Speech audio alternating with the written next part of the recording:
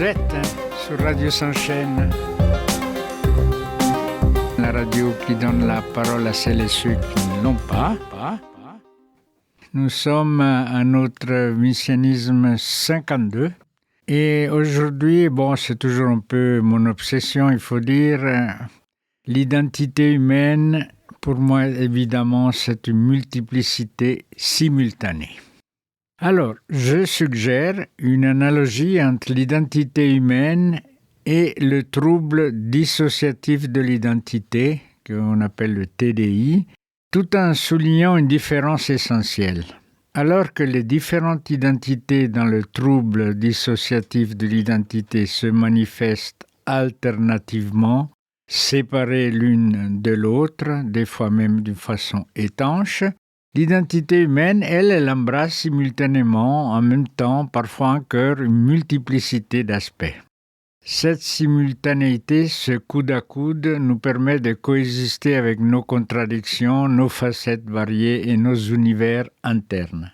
Ainsi, l'humain n'est pas une entité monolithique, mais une galaxie composée de diverses étoiles, de pensées, émotions et expériences.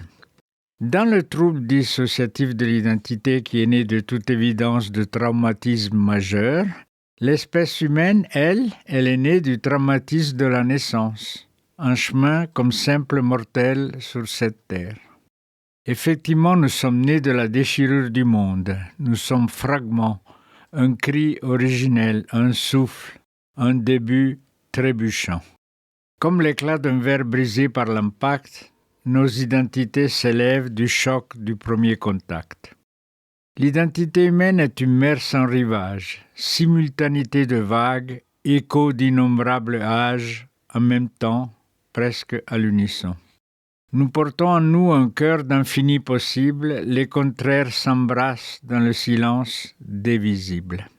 Ainsi naît l'analogie d'un traumatisme ancestral, non pas pour diviser, mais pour révéler l'essentiel.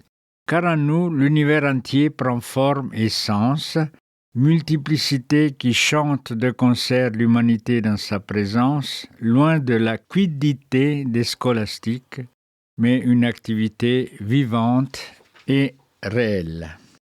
Nous ne sommes pas une seule identité, mais nous sommes plusieurs, une petite tribu à nous tout seuls, en voyage vers une vie multiple. C'est pourquoi, de façon bien moins poétique, on peut déjà dire que les réductions identitaires, ces apartheids de la peur, sont une barrière au potentiel humain, une triste guerre de sécession, un séparatisme fondamentaliste et sectaire. Les modèles identitaires réduisent la richesse humaine qui, elle, repose sur une tension fondamentale entre la complexité intrinsèque de l'individu et le besoin social de classification que l'on peut appeler aussi l'identité sociale. Ce thème soulève des questions sur la nature de l'identité elle-même. Les modèles identitaires sont des simplifications et de l'étiquetage social. Ils cherchent souvent à définir des individus selon des critères normatifs tels que la culture dans laquelle on est, le genre, la nationalité, la race ou les croyances. Si ces classifications visent à créer un sentiment d'ordre et d'appartenance, elles tendent aussi à réduire les multiples facettes de l'individu à une ou quelques dimensions dominantes et forcément réductrices. Cette simplification engendre plusieurs conséquences. 1. L'identité devient un ensemble limité d'étiquettes qui ne reflètent pas les nuances de l'expérience humaine. 2. Les étiquettes encouragent aussi des normes rigides, imposant des attentes qui limitent la spontanéité et la liberté d'expression individuelle et évidemment produisent de l'exclusion et de la discrimination. 3. En cherchant à intégrer les individus dans des cadres définis, on peut diluer les galaxies internes de chaque être humain. Et en 4, les modèles identitaires figés agissent comme des barrières qui entravent le développement créatif de l'individu. Souvent, par la clôture de tous ces possibles, nous figeons l'identité dans des modèles prédéfinis où nous sommes moins enclins à explorer d'autres parties de notre être ou même à embrasser les inévitables et indispensables contradictions internes. On peut aussi réprimer nos voix internes, toute cette diversité qui pourrait être une source de richesse et d'innovation et qui souvent est ignorée ou même réprimée. Surtout, on dévalorise l'imprévu car le potentiel humain repose en grande partie sur la capacité de sortir des normes, de prendre des chemins imprévus et d'explorer les mondes inédits de la pensée, de la création et de l'action. Et, comme disait le sociologue Helmut Schack, le plus grand risque actuel est la peur du risque. Le plus grand risque actuel est la peur du risque. Il faudrait penser que l'identité est un processus dynamique. Pour surmonter toutes ces barrières, et évidemment, il est essentiel de repenser l'identité humaine comme un processus en perpétuelle évolution plutôt qu'un état figé. L'identité dynamique reconnaît la multiplicité interne des individus, leur capacité à évaluer et intégrer de nouvelles perspectives. Comme une galaxie intérieure exprimée, chaque individu peut être vu comme une constellation d'idées, de souvenirs et de potentiels. Accepter cette multiplicité ouvre la voie à une expression plus authentique et variée. Embrasser la contradiction devient vital. Au lieu de chercher à éliminer les contradictions, on peut les considérer comme des moteurs d'innovation et de créativité. Et enfin, la fluidité et liberté. Les cadres identitaires deviennent des simples points de départ plutôt que des limitations. Et cela permet aux individus d'explorer les possibilités au-delà des catégories conventionnelles. Évidemment, je vais parler maintenant des implications philosophiques et sociales de ce que je viens de vous raconter. Bon, je bois un peu d'eau pour clarifier ma voix pour la suite. Voilà, d'un point de vue philosophique, cette réflexion invite à abandonner les notions essentialistes d'identité et à adopter une vision plurielle. Un penseur comme Gilles Deleuze nous rappelle que l'être humain est une œuvre en constante création, façonnée par le choix, le contexte et la relation avec l'autre. Sur le plan social, cette approche pourrait transformer nos institutions et nos pratiques. Dans l'éducation, favoriser une éducation qui valorise la multiplicité des talents et des perspectives plutôt que de standardiser les parcours. Dans la culture et la politique, encourager des discours qui célèbrent la diversité interne et non seulement externe, permettant des formes de solidarité plus riches et complexes. Et même en thérapie ou en développement personnel, offrir des outils pour explorer et exprimer les différentes facettes de soi, plutôt que de chercher à aligner les individus sur des modèles normatifs, comme du point de vue de la société le décrit si bien Herbert Marcuse dans son livre intitulé « L'homme unidimensionnel ».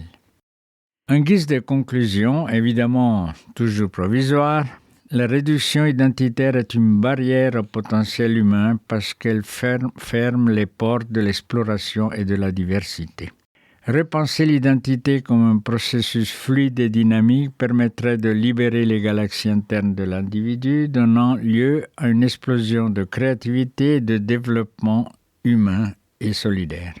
Cela nécessite un effort collectif pour remettre en question nos cadres de pensée et embrasser pleinement la richesse de l'expérience humaine. Dans une perspective philosophique, là peut-être que c'est en conclusion, donc je me répète un petit peu, reconnaître cette multiplicité et accepter la constellation identitaire pourrait être une voie pour libérer le potentiel créatif. Si chaque individu est une constellation d'idées et de possibilités, alors permettre à des constellations de s'étendre, d'évoluer, de se mélanger pourrait mener à une véritable créativité. J'ai beaucoup parlé de créativité dans cette émission, c'est parce que c'est la seule chose qui compte dans la vie de créer sa propre vie. Les modèles identitaires rigides deviennent alors des freins à l'évolution humaine, tandis que l'ouverture et l'acceptation de la complexité interne permettent de cultiver des formes d'expression inédites. Pour aller plus loin et se répéter toujours en tantinet, vous pourrez penser que l'identité humaine ne devrait pas être vue comme un état fixe, mais comme un processus dynamique toujours en transformation. Une telle approche nous force à abandonner le besoin de cohérence, comme je l'ai déjà dit, qui est trop absolu, ou de définition univoque. Elle nous invite à embrasser le chaos fertile des galaxies internes dans lesquelles la contradiction est source de création et non de conflit. Ce raisonnement pourrait s'appuyer sur des penseurs tels que Hannah Arendt ou Gilles Deleuze, qui ont tous deux exploré l'idée que l'individualité et l'identité sont des processus vivants, influencés par le contexte, l'expérience et les relations humaines. Je suis plusieurs, comme je l'ai dit souvent dans les émissions précédentes. Enfin, cette réflexion peut être appliquée au domaine social et culturel. Si les sociétés adoptent une vision moins rigide de l'identité, elles pourraient encourager une plus grande ouverture et diversité, favorisant ainsi l'innovation et le progrès et surtout l'inclusion.